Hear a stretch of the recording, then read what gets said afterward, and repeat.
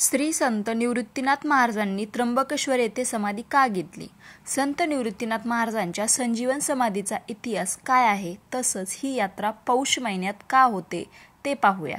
संजीवन समाधीचा इतिहास. संत ज्ञानेश्वर महाराज, संत सोपानदेव महाराज, संत मुक्ताबाई या भावंडामध्ये संत निवृत्तीनाथ हे सर्वात थोरले होते. 12व्या शतकात निवृत्तीनाथ महाराजांचे वडील विठ्ठलपंत हे त्यांची पत्नी आणि 4ही मुलांसह त्र्यंबकेश्वरला गेली होती. त्यांनी त्र्यंबक राजाचं दर्शन घेतलं आणि ब्रह्मगिरीच्या प्रदक्षिणेसाठी निघाले. या प्रदक्षिणेच्या दरम्यान त्यांना वाघ दिसला. त्यानंतर भीतीमुळे सर्वजण सैरावैरा पळू लागले. 4ही भावंडाची ताटातूट झाली.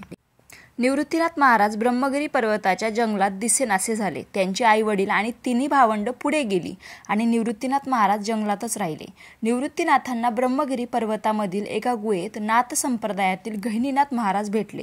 त्यांनी त्यांना दीक्षा दिली. त्यामुळे निवृत्तीनाथांना अध्यात्मशास्त्राची ऊर्जा प्राप्त झाली, दैवी शक्ती मिळाली असं मानलं जातं. निवृत्तीनाथांनी सुमारे 400 अभंग आणि एका हरिपाठाची निश्चित रचना केली असं मानलं जातं.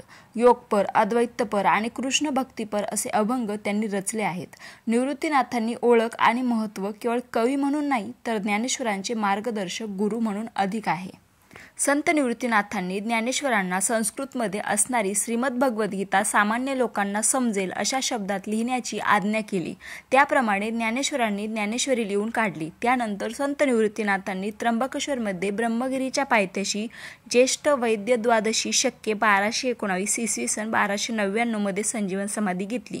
श्री क्षेत्र त्र्यंबकेश्वर, ज्ञानदेव, सोपान, मुक्ताबाई ह्या आपल्या भावंडांच्या समाधीनंतर सद्गुरू निवृत्तीनाथांनी शके 1218 मधील ज्येष्ठ कृष्ण त्रयोदशी या दिवशी 17 जून 1297 रोजी त्र्यंबकेश्वर येथे संजीवन समाधी घेतली. समाधीवर इसवी सन 1812 मध्ये दगडी मंदिर उभारण्यात आले. मूळ मंदिरातील निवृत्तीनाथांची समाधी व मागे विठ्ठल रखुमाईच्या मूर्ती आहेत. या वर्षी निवृत्तीनाथांच्या समाधी सोहळ्याला 726 वर्ष पूर्ण होत आहेत. या निमित्त त्र्यंबकेश्वर येथे परंपरागत यात्रा भरते. संत श्रेष्ठ निवृत्तीनाथ महाराज समाधी सोहळा ज्येष्ठ महिन्यात पावसाळ्यात होतो, पण ही यात्रा पौष कृष्ण एकादशीला भरते. जून महिन्यात पावसाळा असताना यात्रा पौष वद्य एकादशी या तिथीला भरवण्याचा निर्णय तेव्हाच्या संतांनी घेतला होता. पंढरपूरची यात्रा आषाढ महिन्यात असते. त्यावेळी सर्व दिंड्या साधारण महिनाभर पायी वाटचाल करून पंढरपूरला जातात. कार्तिक महिन्यात आळंदीची यात्रा असते. ही सर्व कारण लक्षात घेऊन संत निवृत्तीनाथांची यात्रा पौष महिन्यात घेण्याचा निर्णय संतांनी घेतला. रामकृष्ण हरी.